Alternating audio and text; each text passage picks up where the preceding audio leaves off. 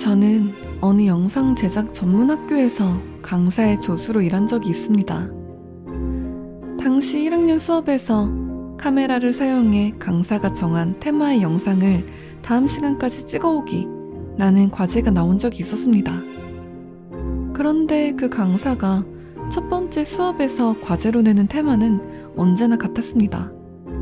죽은 거리 라는 테마였습니다.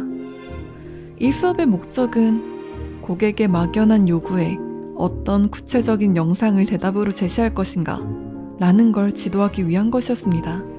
예를 들어 죽은 거리라는 테마의 경우 가장 적절한 것은 쇠퇴하여 사람의 모습이 보이지 않는 거리의 영상을 찍어오면 좋은 거죠. 그렇지만 1학년 학생들은 아직 학교에 입학한 지 몇 달 되지도 않아서 완전 아마추어였습니다.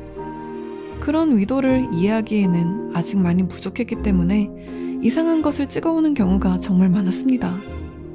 죽은 벌레를 찍어오거나 자살하는 사람을 주제로 모노 드라마를 만들어 오기도 했죠.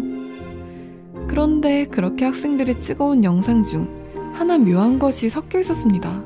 그 영상은 학교 별관을 배경으로 황혼이 비치는 가운데 학생이 카메라를 들고 건물 안을 돌아다니며 여기에서는 여자가 자살해서 유령이 나온다고 합니다. 라는 등 이야기를 하는 어쩐지 괴담영화 같은 느낌이 드는 특이한 영상이었습니다. 영상은 건물을 모두 지나치고 마지막으로 최상층의 교실에서 마지막 괴담을 이야기하고 카메라가 갑자기 앵글을 바꿔 고정된 채 화면 위쪽에 창문을 찍는 것으로 끝났습니다. 그리고 그 창밖에는 여자가 붙어 있었습니다. 창문에 손을 꽉 대고서. 한마디로 귀신 이야기를 하고 있으면 귀신이 나타난다 라는 이야기를 실현한 거죠. 저와 강사는 그 영상을 보고 기발함에 감탄을 했습니다. 바깥도 슬슬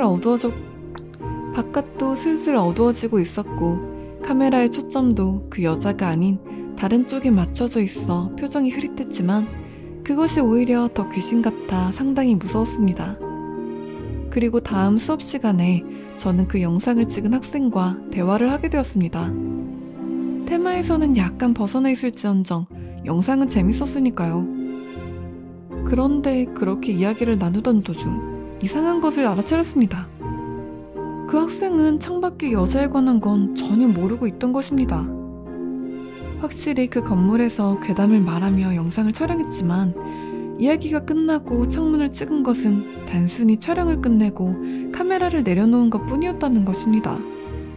스위치를 누르는 것을 잊어 카메라가 계속 켜져 있던 것이죠. 짐을 다 정리했을 때야 카메라가 켜져 있다는 걸 알아채고 황급히 녹화를 중단했지만 아직 자신은 편집 기재도 사용할 수 없을 뿐 거기 다른 영상을 더 씌우는 것도 애매해서 그냥 그대로 제출한 것 뿐이라는 것입니다. 나는 그 학생이 겁을 주려고 장난치는 것이라 생각해서 에이, 그 사람 여자친구지? 그렇게 높은 곳에 서 있었는데 화 안 냈어? 라고 놀랬습니다. 하지만 학생이 무슨 소리세요 정말? 라고 화를 내서 그와 함께 영상을 편집실에서 다시 돌려보기로 한 것입니다. 그래서 여자가 창밖으로 보이는 걸 가리키면서 봐라 봐 라고 말했더니 학생은 얼굴이 새파래졌습니다. 전 이런 거 찍은 적 없어요. 전 모른다고요. 그렇게 말하고 그는 그대로 집으로 돌아갔습니다. 하지만 저는 혼자 편집실에 남아서 끝까지 연기를 하다니 재미있는 친구야 라며 싱글싱글 웃으며 그 영상을 다시 한번 돌려보고 있었습니다. 그리고 그 순간 알아차렸습니다. 영상에 찍힌 교실 창문 크기를 계산하면 그 여자의 얼굴은 적어도 70cm는 되어야 한다는 것입니다. 순간 온몸에 소름이 돋아 저는 그대로 영상을 끄고 집으로 도망쳤습니다. 이후로 한동안 그곳에서 근무했지만 그렇게 오싹했던 영상은 그때가 처음이자 마지막이었습니다.